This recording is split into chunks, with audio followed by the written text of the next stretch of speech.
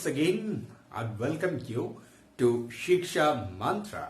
And as you know, whenever we appear here on this channel, we actually get ready some Maha Mantra for you which would support you in your learning process. And today we are here with another very important topic from the English grammar. From the very beginning, whenever you learn of something regarding English grammar, you must follow a pattern. And we have discussed about nouns, but we left some very important topic regarding this particular chapter, and we are going to discuss about this today in this video. And this is about case. Yes, case of the nouns, and sometimes you learn it as nouns case. So let's start our learning case.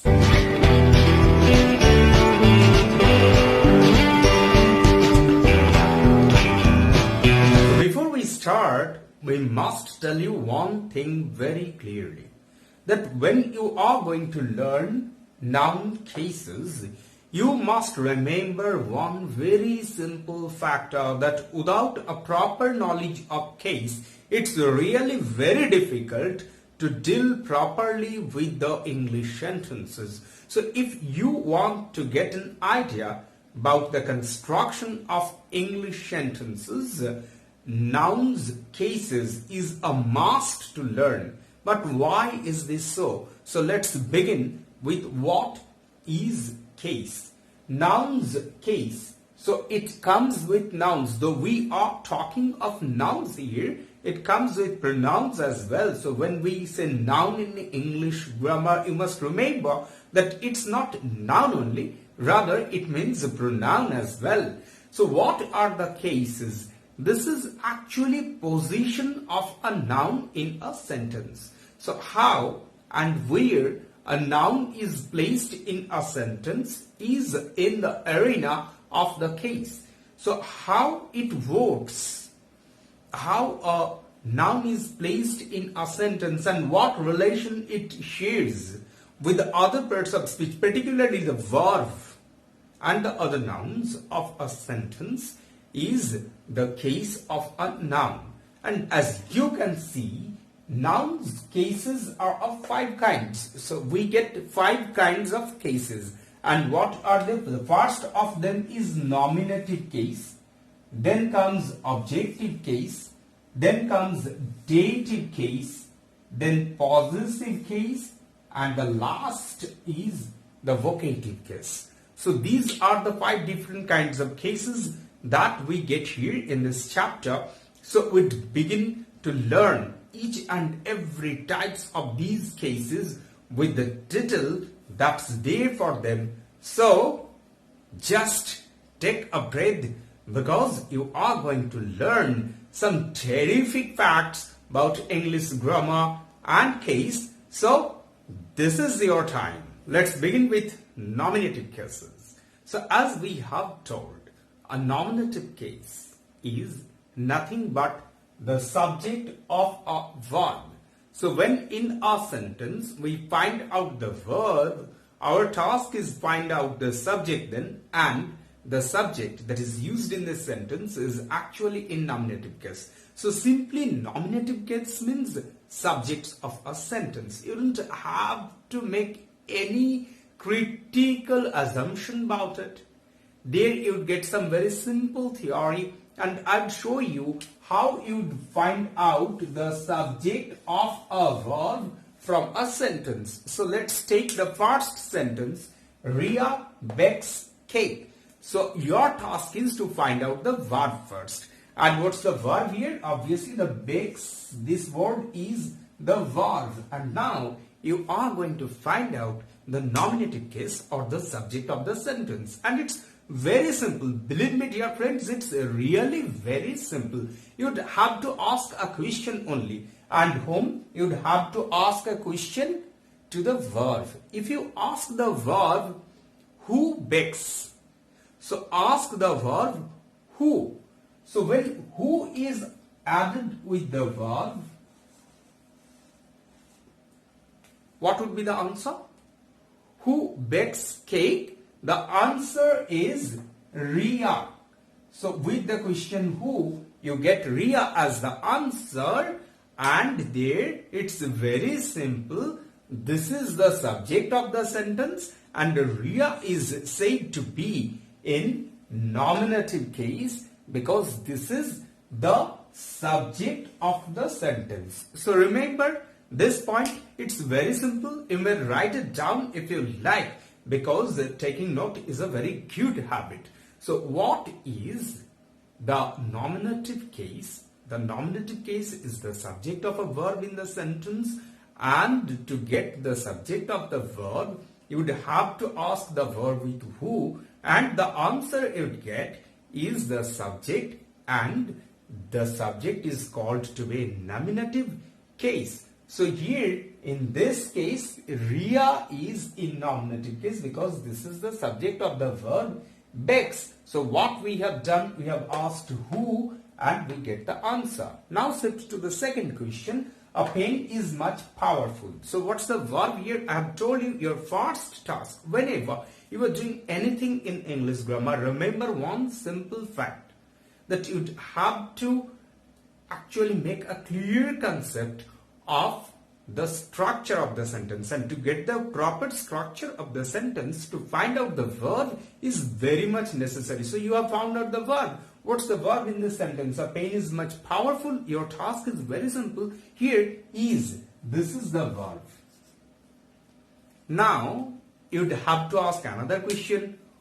Who is much powerful? I've told you that with who you can find out the subject of the sentence. So you may ask the question here as who is much powerful. But I would tell you, dear friend, don't ask who here, for you won't get a proper answer. Here we have another thing to do, and it's not who, rather this is what. So ask the verb with what.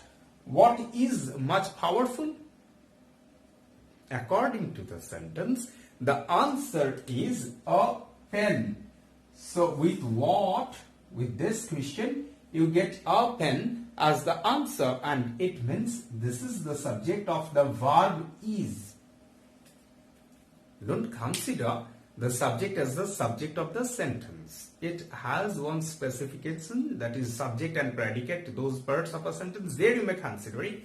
But when you are preparing case, your consideration is the subject of the verb.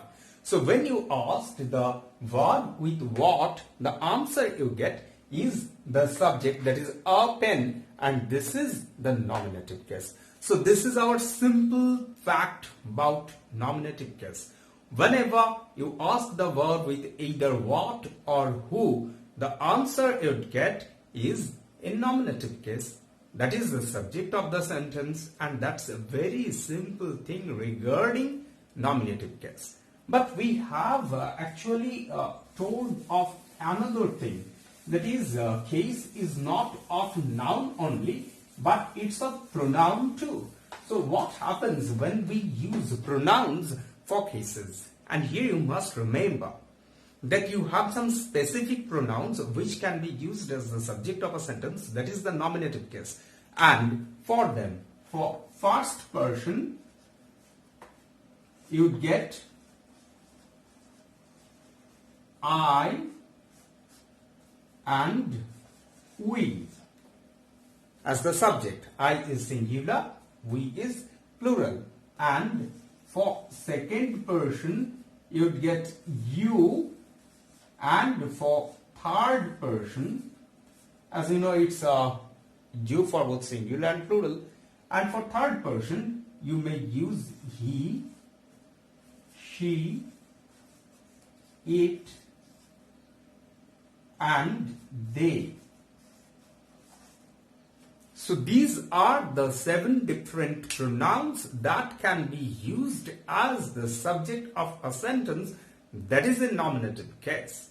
So that's all from nominative case, and now we'll set towards our next learning, that is objective case. So let's learn objective case. So the very name suggests what is objective case. Obviously this is the object of a verb. But if we discuss it in detail, we'd say that this is not only the object of the verb, but this is the direct object of a verb. So this is obviously object of a verb, but particularly this is the direct object of a verb, and it can be the object of a preposition as well. So when something that is a noun or a pronoun is used as the object of a verb or a preposition and is used as the direct object, we call it objective case. So this is the definition of objective case. And now we'll discuss how to find out the object of a sentence. And remember, dear friends, this is really very important. You'd find that in other chapters, like that's of voice change, narration change, and sometimes in some other chapters, those are very vital, like clauses and phrases. You'd find this case as extremely useful. If you don't learn them properly, obviously you are going to face a lot of troubles there. So stay tuned, learn it well, have notes, and let's discuss how to find out the objects. It's very simple. I've told you now, you'd have to find out the verbs first.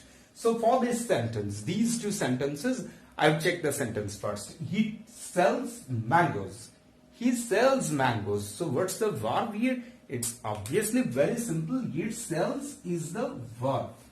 And as you already have learned that he, that is the subject. Now if you ask, he sells what? The answer is obviously mangoes. So when you ask the verb with what, the answer you get is the object or the direct object of a sentence, and this is called what? This is called to be in objective case. So we have found out the object of a sentence. Now you may ask the same sentence another question, that is let's look to the second sentence then. I met your dad. So what's the verb here? The verb is met. I, that's the subject. Now if I ask you to make a question here for the verb, you'd say I met whom? The answer is your dad, and that's the object. So here we have asked it with whom. So when the answer is a thing, would ask what? When the answer is yes, a person, would ask whom, and the answer we'd get with what or whom with the verb is said to be in objective case. And we have found out the objects of a sentence, and we may use them properly in some other chapters of English grammar in our further and advanced learning of English grammar. But as we have already learned that case is not of nouns only, this is also of pronouns. So let's learn what are the pronouns which we may use here in object sense. And here I would ask you to look at this accusative case. Yes, objective cases are also called accusative because here an accusation is made. But of what? The verb is attributed over the subject and then shifted to the object. So here we have two different names for the same case, objective case or accusative case. And now we would learn about the objects that's used, pronouns used as an object. So what are they?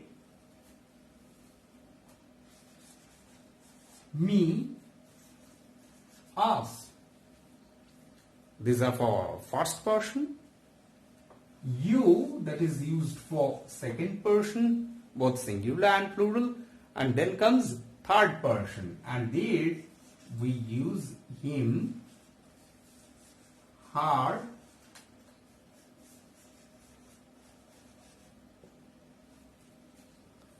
so these are the pronouns that we may use for objective case, in the formation of objective case, and that's all about objective case. Now we step to our next step, that is dative case. So let's see what's there.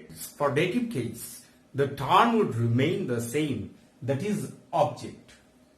But there in objective case, we're actually discussing about direct object. But here for dative case, we discuss about indirect object. So when an object is used as the indirect object in a sentence, we consider it as dative case. But here you must learn what is an indirect object.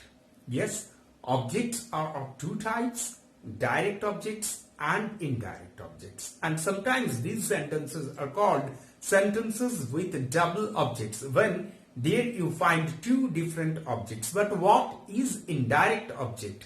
Just note it down. It's very simple. For whom or for which the action of the verb is carried out.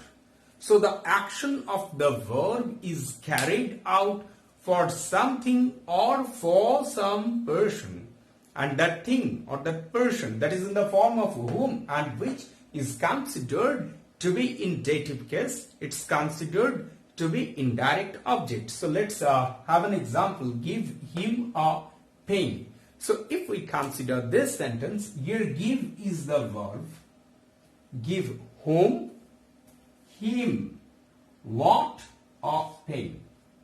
So these two are objects. Him, this is the person for whom something is done. The work is carried out. The action is carried out. So him is the indirect object of this sentence, and this is in dative case. That's it, dear friends. It's very easy. And what's of a pen? Yes, this is the direct object of this sentence. So we would consider the indirect object, that is for whom or for which the action is carried out, as the indirect object, and would say that this indirect object is actually the dative case, and that's it. So it's shift to our fourth types of case, and that is, yes, you were right, it's possessive case. So let's learn possessive case now. As the very name suggests, this is about some possession or ownership. So possessive case means a possession or ownership. So what is possession or ownership and how the structure goes? For this, you'd have to look at this example. This is your pen. Your pen. So what happens here? This is the verb. That's the subject. So this is your pen. Here we get one noun, pen. And that is, obviously you would have to a question here. Your pen, it contains your and pen, and that's a phrase. And here, if I ask you whose pen is this, if I ask about the ownership of this pen, the answer is obviously your. So when I ask the verb with whose, the answer you get speaks of the possession or the ownership of this noun. So this is said to be in possessive case. So how do we get it? Here you must remember that a noun or a pronoun that is in the possessive case, it is governed by the noun that follows it. So this is the noun, it follows this noun or pronoun, and with this we form the possessive case. So here your is the possessive case, and here we have told another thing. You probably missed it. I've said that a noun or a pronoun is possessive case. So here I have told of noun and pronoun, though in our example we have found pronoun only. So what happens for noun? It's very simple. As you know, to form possessive case we use apostrophe s. So if I change this,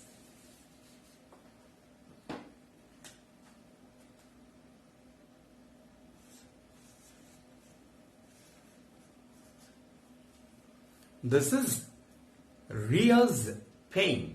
So I have used a noun to form possessive case, to form some possession or ownership, and here this is in possessive case. So we may use a possessive pronoun in this form to form possessive cases, and if we need a noun, would use apostrophe s to form possessive case, and where it is needed, s apostrophe, as we say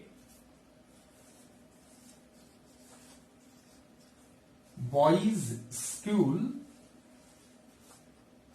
for boys being plural we use the apostrophe after the s, and we don't add another s here.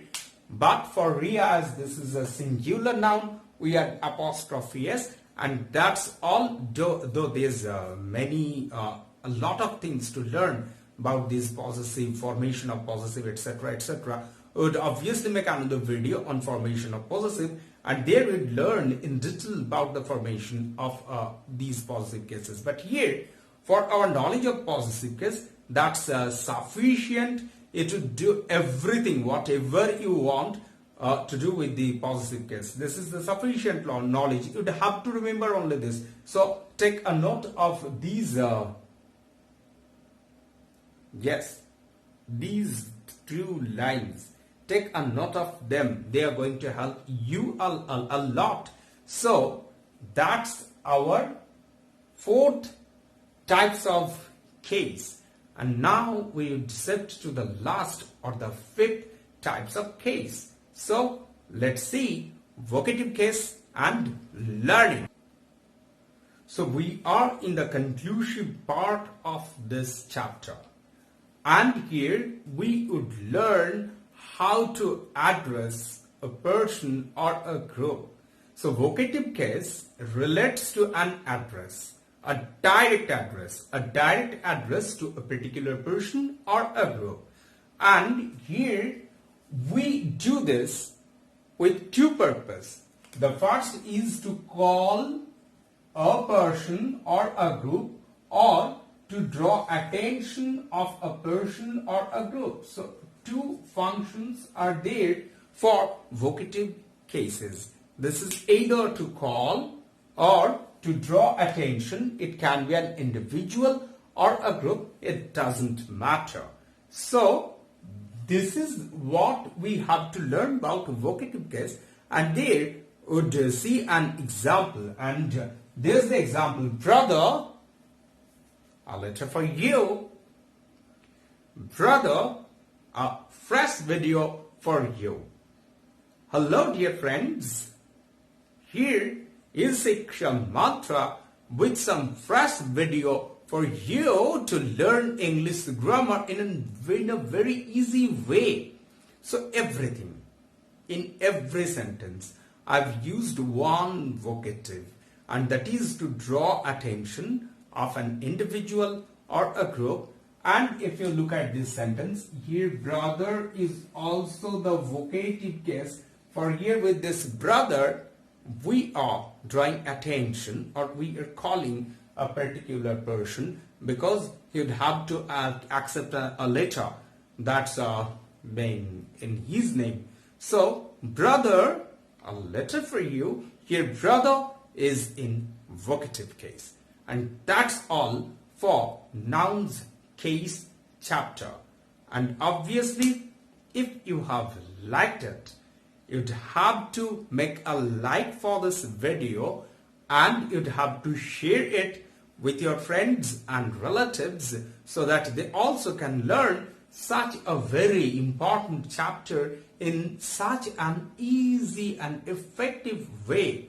And if you have arrived here in Shiksha Mantra for the very first time, I would ask you to subscribe my channel and press the bell icon so that you'd get fresh notifications every time I put a fresh video here in my channel, and hope your cooperation, hope your inspiration in the comment box below. For your comments is actually my inspiration to prepare new videos, and I'd wait eagerly for your comment and like and share, and we'll meet again very soon with a fresh video on English grammar or some educational topic. So you have to follow my channel and look for the next video to know what's coming next. Until then, bye bye.